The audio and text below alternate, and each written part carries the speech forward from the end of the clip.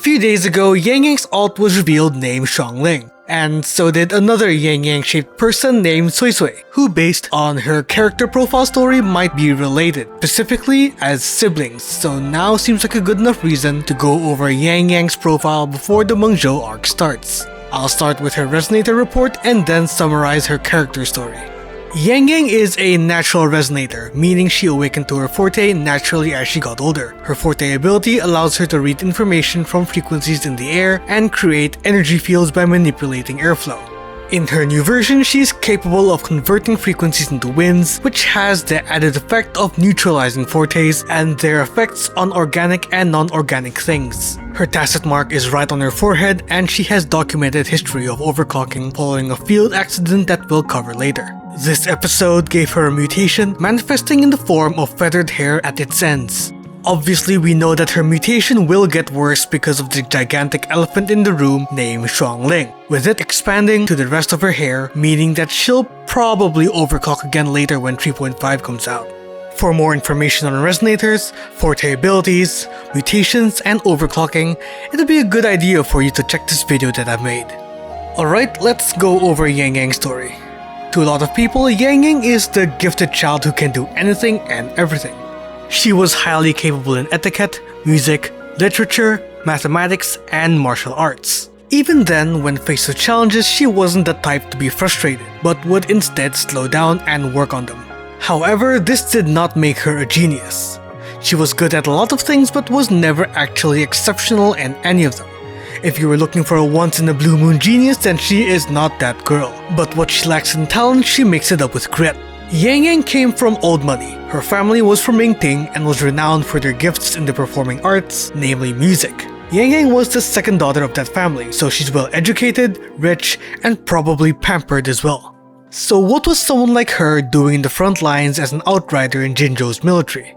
At 11 years old, pampered, naive little Yang Yang was involved in an attack while traveling with her family. In a panic, she ran away and stumbled upon a refugee camp and had to stay among strangers for a good while. Of course, this was a little too much for a little princess like her to be thrust in such a relatively harsh environment in the cold like that. And considering Yang Yang was literally just attacked not too long ago and was dolled up in pretty dresses and fine clothes compared to the refugees who wore tatters, she definitely stood out. And likewise, it's not like the refugees trusted this random kid either. Despite their initial suspicion, they still gave their food to Yang Yang and she felt immensely thankful. However, at 11 years old, her swordsmanship was a little too undercooked and she had absolutely no field experience to speak of to help them in any meaningful way. She also realized that these people who had helped her weren't exactly in the best of places either.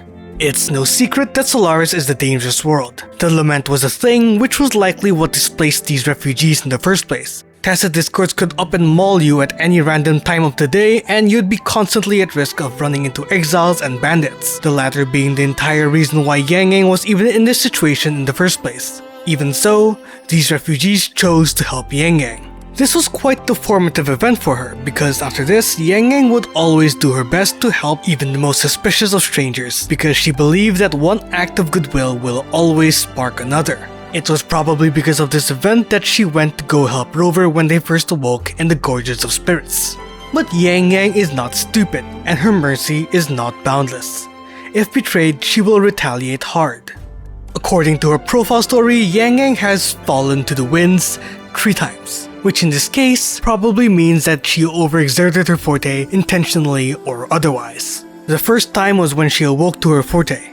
She was playing as her mom swung her around and accidentally caught information about an incoming storm. The second time was when she was experimenting with the limits of her forte. She would continue to push what she could identify from the airflow, which she would define as streams. Energy fluctuations, the details of a person, memories, she would constantly try to redline her forte, finding more and more about what she was capable of. This was actually pretty dangerous because during this period, Yang Yang would fall in and out of sobriety, trapped within the information overload that her forte gave her. This was when she learned that instead of trying to capture everything all at once, it was better for her to just identify details one at a time. And on this realization, she finally recovered. The third time was during her overclocking episode that I mentioned earlier. It was an operation to find a missing child. She would push her forte until she could practically sift through and research even the tiniest of details. However, the continuous use of her forte in this manner mutated her hair, and while she did find and save the child, she received several fainting episodes, as well as a period of time where her senses were exceptionally heightened to the point of bodily damage.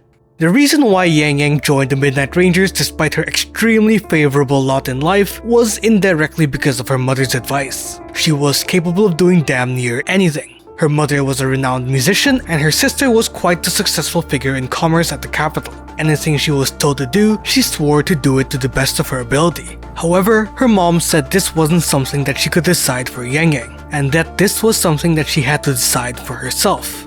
One day, following the news of a TD outbreak and its associated casualty report, as well as the growing weariness from her overprotective family, Yang Yang made the decision to leave home to work as someone who could protect those who needed it. She had a capable forte, the sword skills to match, and the mindset to trudge through struggle. She believed that this was her calling.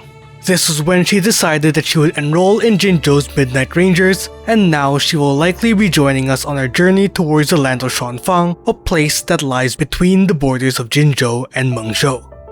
Honestly, Yang Yang's story is quite a straightforward one, isn't it? A rich pampered girl tossed into the hells of Solaris, but instead of buckling down, she faces it head on and strives to be the one to protect those who can't protect themselves.